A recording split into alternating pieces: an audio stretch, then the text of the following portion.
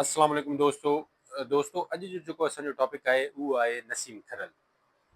त दोस्तों नसीम खरल 1939 में ॼावा ज़िले ख़ैरपुर जे हिकिड़े नंढड़े ॻोठ खरल में पैदा थिया ऐं संदन जेको आहे विसाल थियो 1978 में।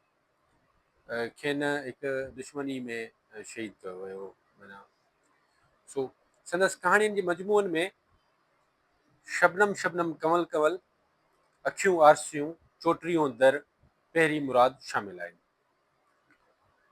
नसीम खरल जी कहाणियुनि जी सभ खां वॾी ख़ूबी इहा आहे त हू निज सिंधी ॿोली, पहाका मुहावरा ऐं ठीठ सिंधी माहौल ॾियनि था पंहिंजी लिखड़ियुनि खे। जीअं पहिरीं मुराद में इनायत पंहिंजे पुट माणिक खे चवे थो त तोखे 3 साल पाकी खएं थियो आहे, मां अञा पाकी बि कोन खई हुई त रावी चना जूं मेहूं लोड़े आणींदो हुउसि। नसीम खरल जी ॿी ख़ूबी इहा आहे त जहिड़ो संदसि किरदारु आहे ओड़ो ई माहौल ऐं उन जी ॿोली, हुन जे किरदारनि जी हलत चलत ऐं ज़हनी औस्त सां बिल्कुलु ठग कंदड़ हुजे थी। गर्दिशी ज़माने में रिजब कमदार चवे थो, हिन जो कहिड़ो क़सूर, ही त पैसे जा पुट आहिनि। मूंखे बाहि त हिन हरामी फ़तेह खान ते आहे, जंहिंखे शर्म थियो न हया। पराई चुकायल मच्छी बि कान वठी बि आहे, ही त ज़ाइफ़ाणो माण्हू हो।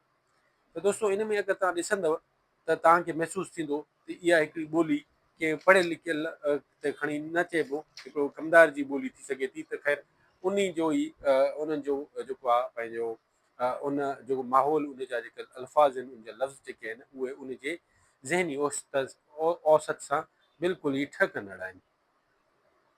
नसीम खरल जीअं त पाण मथे तबिके सां तालुक़ रखंदड़ हो, तंहिं करे हुन संदसि तबिके खे तमामु वेझड़ाई खां ॾिठो ऐं उन समाज में जेका गंदगी ऐं तगफ़ुन हो उन खे ख़ूबसूरत लफ़्ज़नि में जे रूप में ॾेई असां ताईं पहुचायो।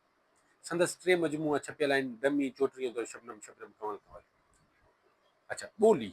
नसीम जी ॿोली लाजवाब आहे। हुन ठीठ सिंधी मक़ामी रंग वारो लहजो इस्तेमालु कयो आहे।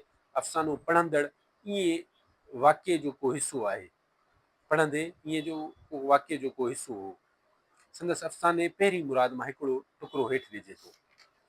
त दोस्तों संदन ॿोली मां तव्हांखे अंदाज़ो थी वियो हूंदो त संदन ॿोली बिल्कुलु हिकिड़ी ठीठ आहे त घर में ॿधड़ जहिड़ी, किले तां छोड़ियईं, हाओ बाबा मुड़सी कई अथी, पर ॿेली पेरनि जो दॿको मार, मुंहिंजी अख बि तुंहिंजे दॿके ते ई खुली, लोढ़े जे ॿाहिरां बूट छंडियो हुउमि, उहो दॿको हूंदो बाबा, भला वएं ख़ैर सां लिक में, असुल लिक में, राति जो पंधु कयमि ॾींहंनि में थम में, भला वाट ते पेर विञाया आहिनि या रिंद वठियो आहे।